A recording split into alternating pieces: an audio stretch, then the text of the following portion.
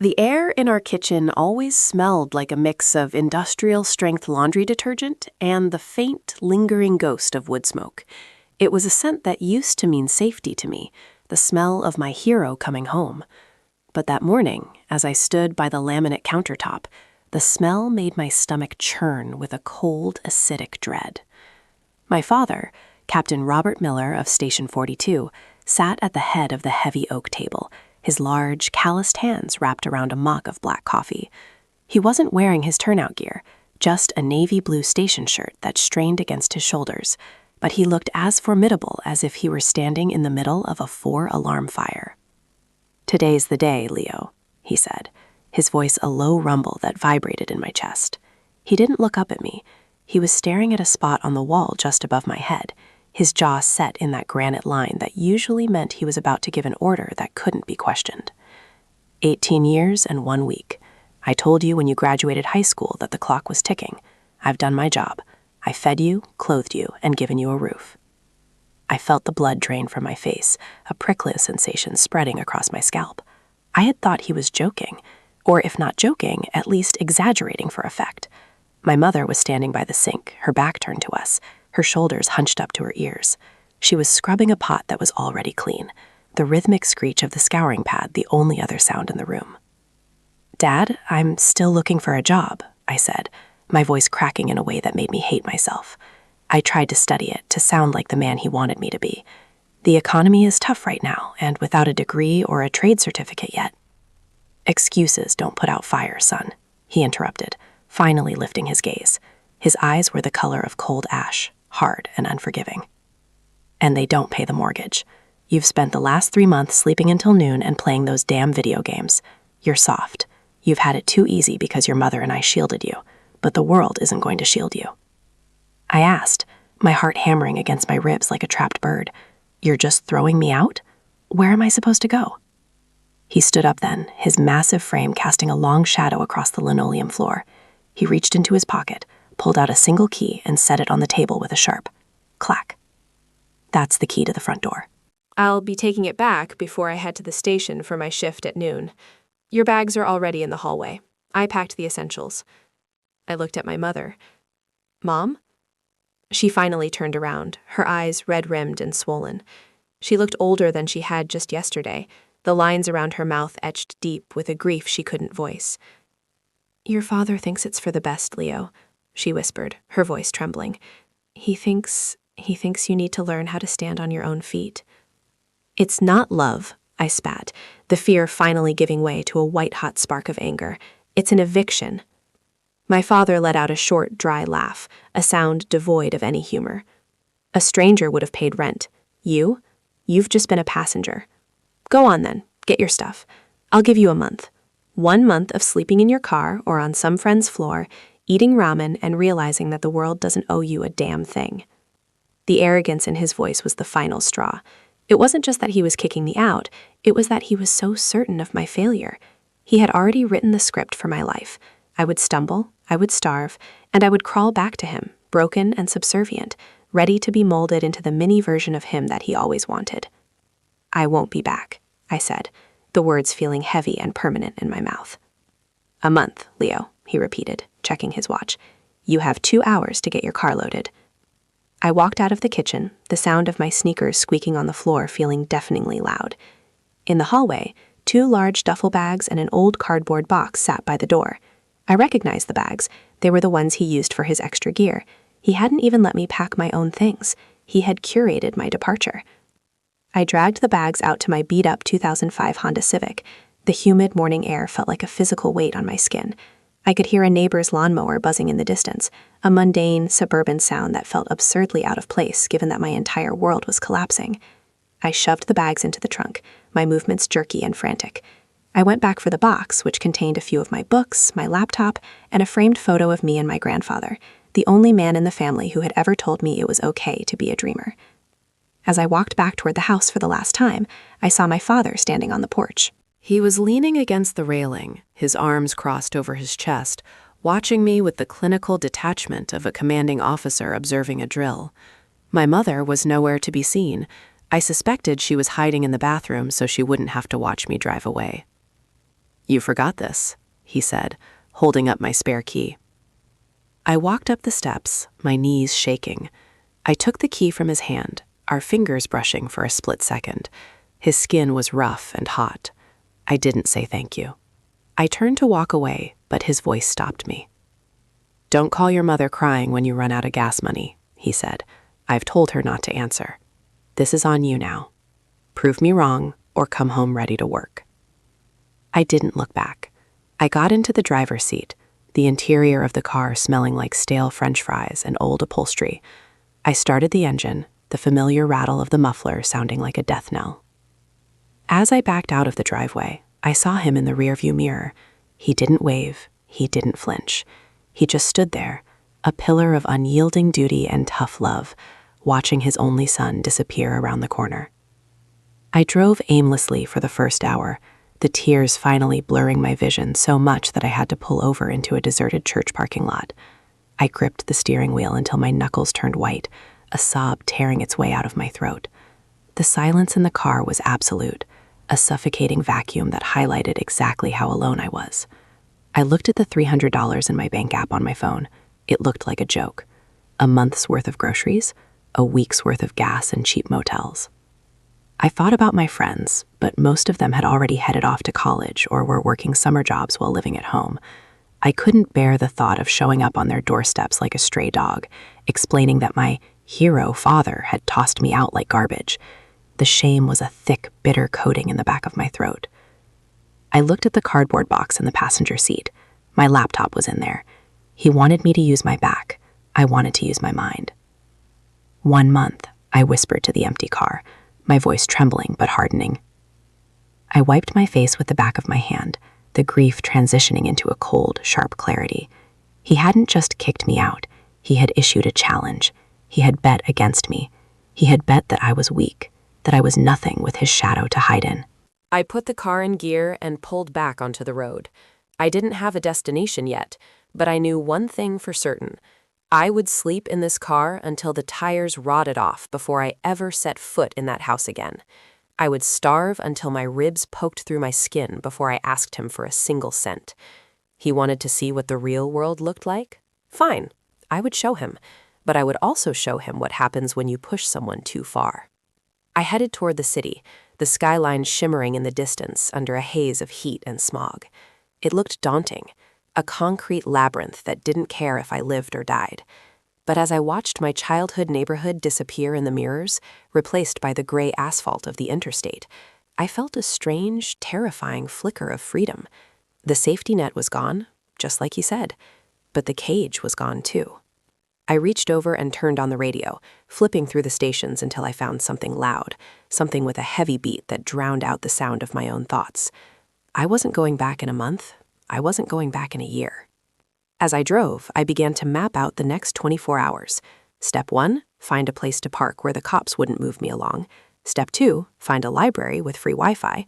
Step 3, find a way to turn that $300 into $3,000. The journey had begun, not with a celebratory graduation, but with a betrayal that felt like a physical wound. My father thought he was teaching me a lesson about survival. He didn't realize he was actually teaching me how to live without him, and that was a lesson I intended to learn perfectly. The steering wheel felt like a lead weight in my hands, vibrating with a rhythmic, bone-deep shudder that told me the alignment was shot.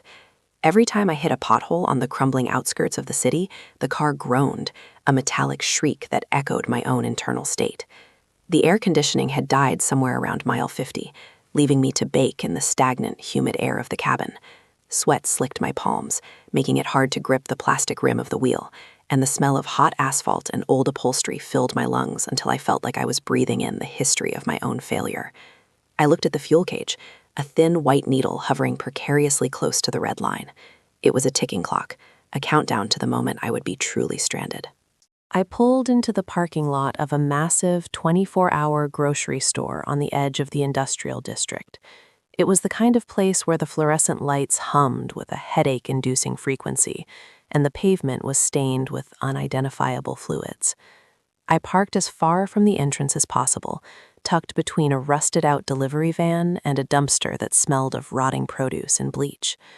My heart was hammering against my ribs, a frantic bird trapped in a cage. I turned the engine off, and the silence that followed was deafening. It wasn't a peaceful silence.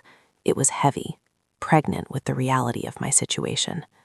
I reached for my backpack in the passenger seat, my fingers brushing against the worn fabric. Inside was everything I owned: 3 changes of clothes, a laptop with a cracked screen, a half-empty bottle of water, and $300 in crumpled 20s. I pulled the cash out, smoothing the bills against my thigh. $300. In this city, that was a joke. It was a week of cheap motels, or a month of ramen and prayer. My father's face flashed in my mind, that smug, calculated expression he wore when he told me I wouldn't last a week. I could almost hear his voice, smooth and condescending, whispering that I should just turn around now and save us both the embarrassment. "Screw you," I whispered to the empty car. My voice sounded thin and cracked. I took a deep breath, trying to settle the nausea rolling in my stomach. I needed to move. Standing still was how you got caught. Standing still was how you gave up. I stepped out of the car, and the heat hit me like a physical blow. The city didn't have the cooling breeze of the suburbs. It was a heat sink, radiating warmth from every brick and slab of concrete. I locked the door, as if there was anything left to steal, and began the mile-long trek toward the public library I'd seen on the GPS before my phone battery hit 5%. My shoes, thin-soled and worn, felt every pebble and crack in the sidewalk. The library was a brutalist slab of gray concrete, but to me, it looked like a cathedral. As I pushed through the heavy glass doors, the burst of air-conditioned oxygen made me dizzy. I stood in the lobby for a moment, just breathing, letting the sweat dry on my skin. The smell was familiar: old paper, floor wax, and the faint ozone scent of 100 humming computers. I found a terminal in the back corner, tucked away from the main circulation desk, where a tired-looking librarian was stamping books with mechanical precision. I sat down, my joints popping, and felt the hard plastic of the chair support my weight. My fingers hovered over the keyboard. Step 2, find a way to make that money grow. I bypassed the social media icons and went straight to the classifieds, the gig economy boards, and the under-the-table listings that most people ignored.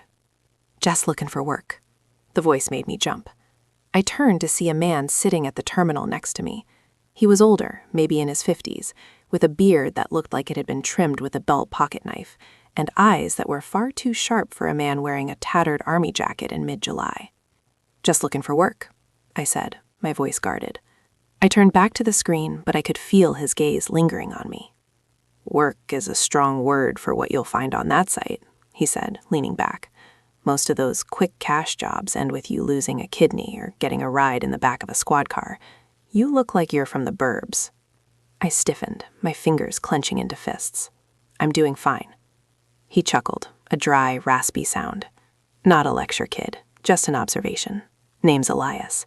I've been sitting in this exact chair every day for 3 years. I know the look." I didn't answer. I couldn't. He was too close to the truth, and the vulnerability felt like a raw nerve being touched. "If you want real money," Elias continued, ignoring my silence, "you don't look at the help wanted section. Go to the high-end neighborhoods, the ones where the grass is too green and the fences are too high. They don't want employees, they want ghosts. People to haul away the junk they're too embarrassed to put on the curb. People to scrub the stains they don't want the neighbors to see." I looked at him then, really looked at him. "Because," he said, standing up and grabbing a tattered canvas bag, "I like the way you haven't cried yet. Most of the kids who come in here are sobbing by the second hour. You look like you're ready to burn the world down. I appreciate that kind of energy." He walked away before I could respond, his boots scuffing against the linoleum. I watched him go, then turned back to the screen. Hours bled into one another. I searched, I messaged, I mapped out routes. My stomach began to ache, a sharp twisting pain that reminded me I hadn't eaten since the previous night. I ignored it. Hunger was just another sensation, like the heat or the hum of the computers. I found 3 potential leads: an estate cleanout in a wealthy zip code, a late-night warehouse shift that paid in cash at the end of the night, and a guy looking for someone to help move heavy equipment at a construction site starting at 4 a.m. I wrote the addresses down on a scrap of paper I found in the trash. As the library lights flickered, signaling closing time, I felt a grim sense of purpose. I walked back to my car, the city now bathed in the orange glow of sodium vapor streetlights. The air was slightly cooler, but thicker with the smell of exhaust and grease. I climbed back into the driver's seat and looked at the dashboard. My phone was dead. I didn't have a charger that worked with the car's cigarette lighter. I was flying blind now, relying on the map I'd memorized and the scrap of paper in my hand. I drove toward the warehouse district, the car's headlights cutting weak yellow paths through the darkness. This was the first test. If I could get through tonight, if I could turn a few hours of back-breaking labor into $50 or $60, I would survive. The warehouse was a cavernous structure of corrugated metal, surrounded by a chain-link fence topped with coils of razor wire. A group of men stood near a loading dock, their silhouettes sharp against the interior floodlights. I pulled up, my engine rattling one last time before I cut the ignition. I stepped out, my heart racing. A man with a clipboard and a neck like a bull looked up. "I am," I said, stepping into the light. He looked me up and down, his eyes lingering on my clean clothes and my trembling hands. "It's 12 hours of hauling crates. No breaks except for 10 minutes at midnight. $50 cash at the end. You walk off early, you get nothing. You break something, I break you." "I understand," I said, my voice steadier than I felt. "Then get inside." I walked toward the loading dock, the heavy scent of diesel and industrial pallets filling my nose. My father thought he was teaching me about survival. As I lifted the first wooden crate, the splinters digging into my palms and the weight pulling at my shoulders, I realized he was wrong. He wasn't teaching me how to live without him. He was teaching me that I was stronger than he ever was, because I was willing to bleed for a future he thought he could take away. The first hour was adrenaline. The second was pain. By the fourth, I was a machine, my body moving on instinct, my mind focused on a single thought: one more crate, one more dollar, one more step away from the life I left behind. Every muscle in my back screamed, and the sweat stung my eyes, but I didn't stop. I couldn't stop, because if I stopped, I would hear the silence, and in the silence, I would hear his laugh, and I would rather die on this concrete floor than let him be right. The midnight break came and went like a fever dream, a 10-minute blur of sitting on a cold radiator and drinking lukewarm water that tasted of rust. When the foreman barked for us to get back to work, my legs nearly gave out, but I forced them to lock. I returned to the rhythm, the mechanical repetition of lift, pivot, and stack. My fingernails were torn, and the salt from my sweat burned into the fresh cuts on my palms, but the physical agony was a shield. It blocked out the memories of my father's sneer and the way he used to tell me I was made of glass. Every crate was a piece of the wall I was building between his world and mine. By the 10th hour, the warehouse grew quiet, the only sounds being the heavy thrum of the ventilation fans and the rhythmic thud of wood hitting wood. My vision began to tunnel, focusing only on the next pallet. I wasn't thinking about the money anymore. I was thinking about the fact that I was still standing. I was thinking about how many times he had told me I would crawl back to him the moment things got difficult. Yet here I was, my lungs burning with diesel fumes and my spine screaming, and I hadn't uttered a single word of complaint. I was outlasting the doubt he had spent 20 years planting in my mind. When the sun finally began to bleed through the high, grime-streaked windows of the dock, the foreman blew a shark whistle. I dropped the last crate, a heavy, iron-bound box that felt like it weighed a ton, and let my arms hang limp at my sides. My hands were shaking so violently I had to ball them into fists. The foreman walked over, his boots crunching on the grit of the concrete floor. He looked at the mountain of crates I had moved, then looked at me. For the first time, the mockery was gone from his eyes. He reached into his pocket, pulled out a wad of crumpled bills, and counted out $50. He slapped the cash into my palm, the paper damp with my own sweat. "You're tougher than you look, kid," he grunted, already turning away to check the next manifest. I didn't thank him. I just gripped the money tight, the edges of the bills digging into my raw skin. I walked out of the loading dock and into the crisp morning air, the light of a new day stinging my tired eyes. My body was broken, my clothes were ruined, and I had never felt more powerful. I possessed $50, and a soul that no longer belonged to my father. I started walking down the cracked sidewalk, not toward the home I used to know, but toward the horizon, finally realizing that the real world wasn't a threat. It was an invitation.